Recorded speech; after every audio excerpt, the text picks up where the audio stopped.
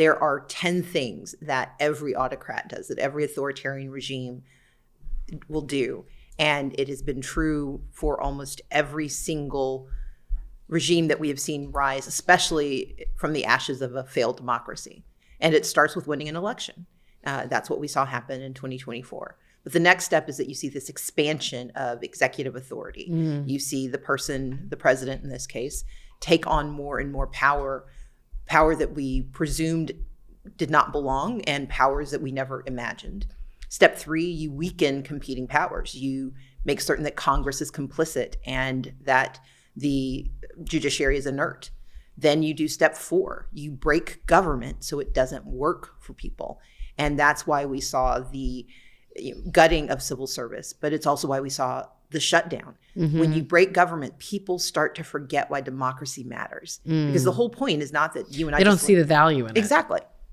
Democracy has to deliver for it to be useful. Right. Because at its core, democracy is about you and me deciding, okay, I'm going to give up a little bit of my power, a little bit of my resources on the off chance that on the other side, you'll give something back to me and that our shared protection exists. Well, when government doesn't do that, when it doesn't work, why would I give you my power? Why would I give you my resources if I'm not going to get anything for it? Pay my taxes. Exactly. Engage in civic activities. Exactly. Vote. Exactly. And because you break government, when the CDC no longer tracks diseases, when the Department of Education no longer monitors your IEP for your kid, when your children can't eat because of your SNAP benefits being cut and you can't get health care because of the ACA subsidies being gone, you start to think, well, why am I giving when the government isn't giving back? Why should I protect democracy? So that's step 4.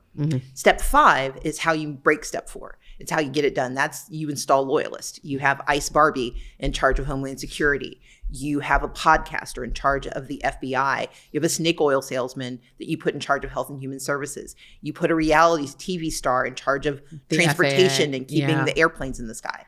But you do that because you know that you don't want people who know how to do the job. You want people who are loyal to the power. And those loyalists are the ones who continue not only to break government, but to make certain it can't provide any service except to the authoritarian regime.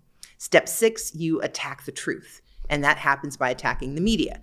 You gut and defund PBS and NPR. You go after Jimmy Kimmel and Karen Attiah at the Washington Post, but you also extort. And you get Paramount to become complicit in order to get favors from the FCC. You get ABC to agree and Disney to agree to fire Jimmy Kimmel for at least 14 minutes. But you go after all of those perquisites of power because you don't want the truth to be told.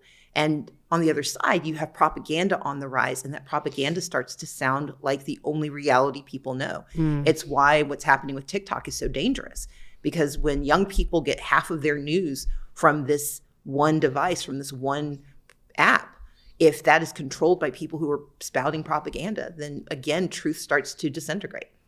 Step 7, this is the pillar of what they're trying to achieve. You scapegoat vulnerable communities.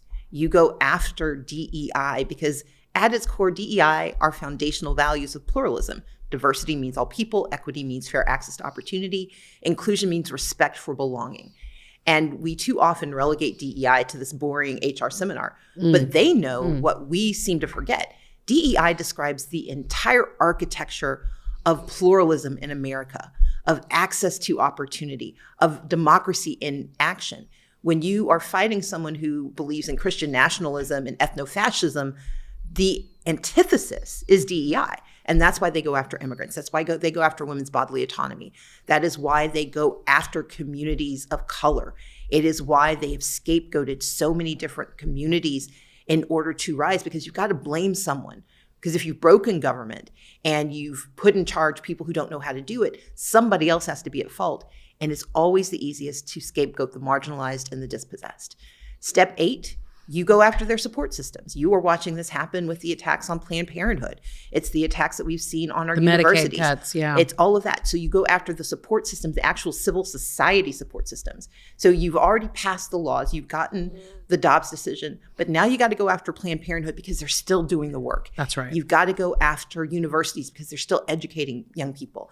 You have to go after the law firms so that they won't defend people when they are wrongly accused. You go after protesters and call them terrorists. Try to intimidate judges Exactly. who are ruling against you. Exactly. And so step 8 is that you weaken and you actually attack the civil society support system. You go after philanthropy so that they don't want to give money anymore. And that gets you to step 9. Step 9 is when you normalize violence. And as horrific as the murders that we saw this year are, they are often used to obfuscate what is truly happening, which is the state violence that's taking place. We're sitting in Washington, D.C., where this is a military-occupied city. Yeah, there's National Guard walking all around the city. And if this were happening in any other place, if this were London, if this was Paris, if this was Mexico City, we would be up in arms. We'd be talking about it. We have 5 cities in this country under military occupation, and we don't talk about it because they are normalizing that state violence. When you have masked paramilitary known as ICE or HSI or whatever name they want to put on their badges this week, when you have masked paramilitary police kidnapping people, detaining people, shooting people, and there are no consequences. That's the normalization of violence. We've gotten used to it after only 10 months. And when you can normalize violence, then authoritarian power solidifies because people are afraid to protest. They're afraid to fight back, and they start to believe that this is just the way things are. And if you've done those 9 steps, step 10 becomes easy. Step 10 is when you end democracy. And you don't do it by declaring no more elections. Venezuela has elections. Hungary has elections. Putin holds elections. The issue isn't, are there elections? The question is, are the decisions already made? And that's what happens. Do elections matter? Do they matter? Can elections drive change? Exactly. And does your vote actually count? And so that's why we're watching the rise of even more voter suppression, although they've been practicing for years. But it's also why you saw Texas redistrict in Missouri and North Carolina. You are trying to game the system. It's why the Calais decision, which we can talk about, which is sitting before the Supreme Court, which could gut Section 2 of the Voting Rights Act and basically kill the Voting Rights Act for this generation, could lead to a single party controlling Congress for the next 2 generations. When you break democracy, autocracy becomes the default. Authoritarianism becomes the winner. And then democracy is done.